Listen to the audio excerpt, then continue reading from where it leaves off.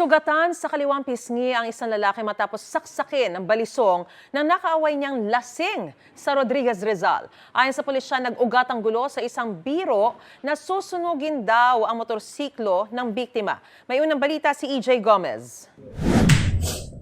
Para ikaw ay aking ina-arresto sa ng pananaksa. Ano man ang iyong sasabihin, pwedeng makipagporo laban sa iyo sa mga bumalik sa Pilipinas.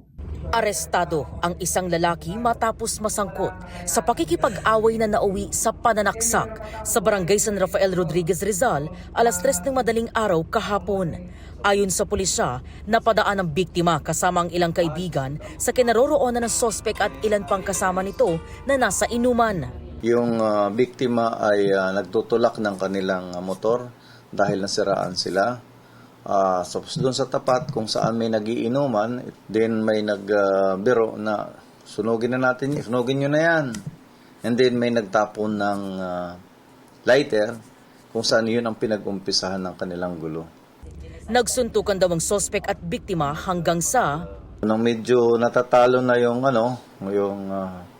suspect ay pumasok sa loob ng kanilang bahay at kumuha ng balisong, kung saan ay ilang beses inundayan ng saksak itong biktima natin at tinamaan nga dito sa mukha niya. nagtamo na malaking hiwa sa kaliwang pisngi ang 22 anyos na biktima. Ilang oras matapos ang insidente, naaresto ng mga pulis ang sospek. Na-recover mula sa sospek ang ginamit sa pananaksak. Kwento ng biktimang si Angelo De Pedro, bumiyahe sila sakay ng kanilang motorsiklo para bumili ng pagkain bago ang insidente. Pero nasiraan sila sa gitna ng kanilang biyahe. Yung nangyari po, inaayos po namin ng motor, tapos yung sinabi niya, sabugin na natin ng motor. Tapos may konting pagkalo po, pambuno po kami, tapos pumakbo po sa loob ng inuupahan nila. Tapos pagbalik niya po, sinaksak niya na po.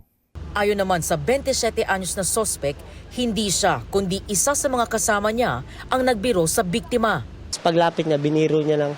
Lighteran na natin yan, tol. Tapos parang na ano yung isang kasama niya na may kargado din kami dito. Sinubukan pa niya na pigilan ng away pero di raw tumigil sa pangahamon ang biktima. Tapos sabi nung nasaksa ko po, sabi niya, sige, kahit magkaduguan tayo dito. Sabi niya, kahit hanggang umaga pa. Tapos sa sobrang ko po, galit ko, pumasok po ako sa bahay. Tapos paglabas ko po, sinunggaban ko po ng saksak. Tutuloy ko pa yung demanda para hindi na po maulit sa iba. Yung pleklat po na yan, habang buhay niya dadalhin niya hanggang sa pagtandaan niya na yan. Naawa kami sa kanya, kaya lalaban kami. Mahaharap sa reklamong frustrated homicide ang suspect na nakukulong sa Custodial Municipal Police Station ng Rodriguez, Rizal. Ito ang unang balita.